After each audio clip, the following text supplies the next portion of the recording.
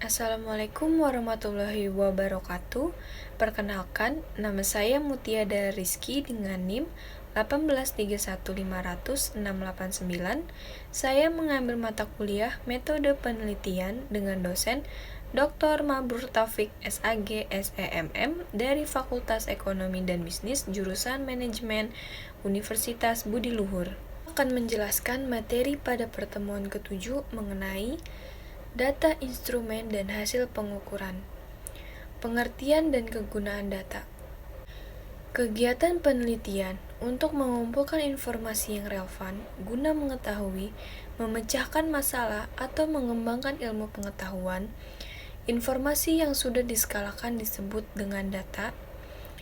Data memiliki beragam fungsi atau manfaat. Beberapa di antaranya manfaat data adalah 1. Sebagai dasar membuat keputusan, data dapat digunakan untuk membuat keputusan terbaik terhadap suatu permasalahan yang ada. Dengan data keputusan akan lebih mudah dibuat dan lebih dapat dipertanggungjawabkan. Komponen dan proses pengukuran. Tujuan pengukuran adalah menerjemahkan karakteristik dan empiris ke dalam bentuk yang dapat dianalisa oleh peneliti.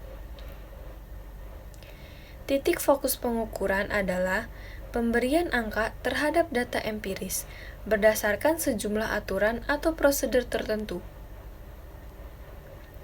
Prosedur ini dinamakan proses pengukuran, yaitu investigasi mengenai ciri-ciri yang mendasari kejadian empiris dan memberi angka atas ciri-ciri tersebut. 2. Sebagai dasar perencanaan dalam membuat suatu perencanaan, diperlukan adanya suatu parameter yang akurat. Data di sini dibutuhkan untuk menjadi parameter dan acuan dalam membuat sesuatu perencanaan. Dengan adanya data, juga mampu untuk memperkirakan keadaan di masa yang akan datang, sehingga suatu perencanaan akan lebih terarah dan tingkat keberhasilannya semakin tinggi. 3. Sebagai acuan, implementasi suatu kegiatan dengan adanya data dapat dijadikan acuan atau tolak ukur untuk melakukan suatu kegiatan. 4. Sebagai bahan evaluasi dalam suatu organisasi atau lembaga, pasti diperlukan adanya evaluasi untuk meningkatkan mutu. Data di sini berperan sebagai bahan untuk melakukan evaluasi terhadap kegiatan atau kinerja suatu organisasi. Data atau angka, nilai-nilai dari satu atau beberapa perubahan yang dicatat dari suatu gugus unit pengamatan. Unit pengamatan dapat berupa objek, individu, atau kelompok individu seperti rumah tangga, perusahaan, universitas, desa, pemerintahan daerah, dan negara. Misalnya dari perusahaan dapat diukur atau dikumpulkan data seperti jumlah modal, jumlah karyawan, jumlah produksi, atau keuntungan. Data dari unit pengamatan desa seperti luas desa, jumlah penduduk, jumlah rumah tangga miskin, dan lain-lain. Klasifikasi data menurut cara memperolehnya yaitu data premier yang dikumpulkan oleh peneliti sendiri baik perorangan atau suatu organisasi. Misalnya, Badan Pusat Statistik mengumpulkan data harga langsung mendatangi pasar, atau PT Indofood ingin mengetahui konsumsi mie instannya langsung menghubungi masyarakat. Data sekunder yang diperoleh dalam bentuk yang sudah jadi berupa publikasi atau dalam file digital. Misalnya, peneliti ingin mendapatkan data penduduk, pendapatan nasional, indeks harga konsumen, serta data statistik lainnya dari Badan Pusat Statistik. Jika menggunakan data sekunder, penelitian harus mengkaji apakah relevan dengan masalah penelitian tersebut, definisi konsep yang diukur apakah konsisten dari tahun ke tahun, sumbernya yang mengacu suatu organisasi yaitu data internal yang dikumpulkan dari dalam organisasi yang terkait dalam penelitian. Misalnya, PT Goodyear ingin mengetahui data jumlah karyawannya, produksinya, jumlah penjualannya, dan keuntungannya. Data eksternal yang dapat dikumpulkan dari luar organisasi yang terkait dalam penelitian. Misalnya, PT Indofood ingin mengetahui daya beli masyarakat yang diperkirakan mempengaruhi total penjualannya. Periode atau waktu pengumpulannya yaitu data cross-section yang dikumpulkan pada suatu waktu tertentu yang menggambarkan keadaan pada waktu tersebut. Analisis data ini bersifat statis karena tidak mengkaji perubahan-perubahan yang terjadi akibat perubahan waktu. Data berkata atau bisa disebut dengan time series data yang dikumpulkan secara berkala untuk melihat perkembangannya dari waktu ke waktu. Misalnya ingin melihat perkembangan harga saham, harga 9 macam bahan pokok, atau perkembangan ekspor dan impor Indonesia. Sifatnya yaitu data kualitatif yang tidak berbentuk angka. Misalnya preferensi konsumen, kepuasan konsumen, rumah tangga miskin, kestabilan harga, motivasi, dan lain-lain. Sebelum dianalisis data, kualitatif ini harus diskalakan dulu misalnya dalam skala nominal atau ordinal.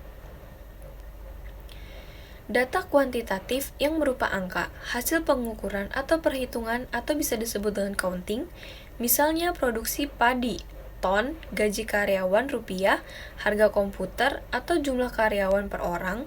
Data kuantitatif ini dapat diklasifikasikan juga dalam diskrit, atau hasil hitungan, dan data kuantitatif atau hasil pengukuran. Skala pengukuran, skala nominal, ordinal, interval, dan nisbah atau rasio, menentukan alat analisis. Proses pengukuran data. Data dari hasil pengukuran dengan alat atau cara tertentu pemberian skor atau nilai-nilai dari unit pengamatan.